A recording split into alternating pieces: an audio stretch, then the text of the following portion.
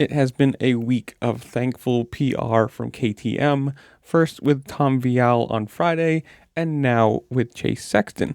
Obviously, with the rumor of his 2026 deal with Monster Energy Kawasaki looming or supposedly coming out soon, Red Bull has done another job of looking like a good team in the wake of riders leaving. In the release saying, quote, following 2 seasons in the Super Motocross World Championship, Red Bull KTM Factory Racing thanks Chase Sexton for the success achieved together throughout 2024 and 2025.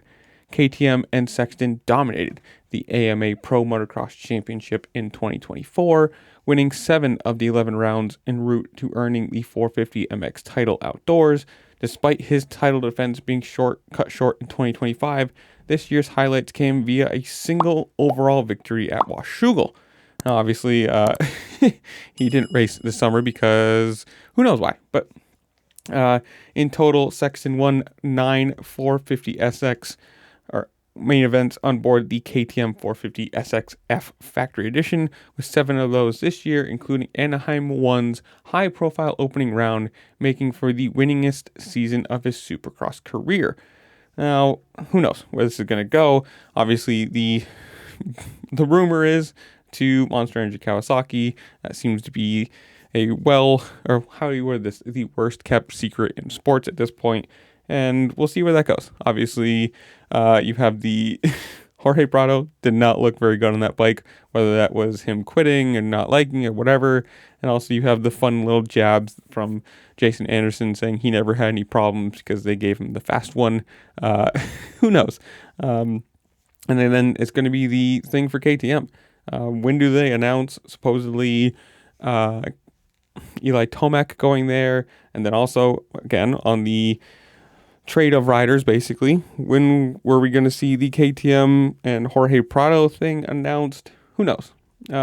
Obviously, this year would have been better outdoors with Sexton riding, but after the crash early on and then just him being out for, just out, no ideas on why, and then no word of what the injury was, how long it was going to take when he was coming back, and then when he did come back, he said, these riders, or he believed that the riders deserved more privacy. And while, yes, for some things, injuries and stuff like that you sustain while racing, no.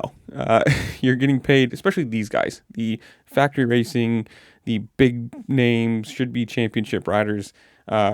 You're signing some privacy away for the millions of dollars that you're making with the sponsor money, the contract money, bonus money, things like injuries, especially if they happen while on a racetrack where everyone can see, you do lose a lot of privacy. And that's just kind of something that comes with being a professional athlete, being a person of interest, or, being famous. You give up some semblance of your life to make that money. And who knows? He moves over to Kawasaki. He might have a really good time, or maybe Kawasaki had a really bad bike and they'll fix things, or it might just suit him better. Who knows? Obviously, riders are different. They like different things. He could move over there and have the exact same bike that Jorge Prado rode and love it and ride perfectly good on it. Obviously, being a championship level guy, a wins and podium level person, you would think for almost every single round, you want it to go well. You want him to move over to that Kawasaki and be competitive. You don't want 2 years of him, floundering around in the 5th to 10th every single race and not really being a part of any sort of championship or, win fights. Because he's 26 now. So I'm assuming this is probably a 2-year deal. That's what most of these big guys, big name people get, 2 years with an extension, option, and we'll see where it goes.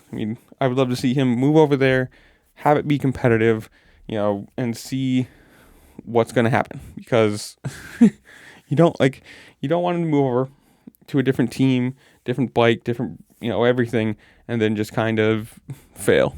If it does, then you can kind of look at it and say, well, there's 2 people in Kawasaki to, a world champion in Prado and a Supercross champion and, outdoor champion in Sexton. And I mean, obviously that's all conjecture at this point. Like, you don't know what's going to happen. He could move over there and be a Supercross champion the first year and absolutely dominate on that bike. And that would be good. I mean, obviously to give him right up there racing with Jet Lawrence and Webb and Tomac, everybody this year, it's what you want. These big name guys, big name factory bike teams, all, one, healthy, two, racing against each other as much as possible, and just having a nicely contended Supercross and motocross championship. But I don't know. So I'm going to leave you guys. Tell me what you think. Good move for him. Do you think he should have stayed at KTM? Should he have gone to a different team? Whatever it is, comment down below. Tell me what you think. While you're down there, make sure to like, share, subscribe. Do all the fun things this platform allows you to do, because it does really help me out. I appreciate it. And with that, I'll see you later. Peace.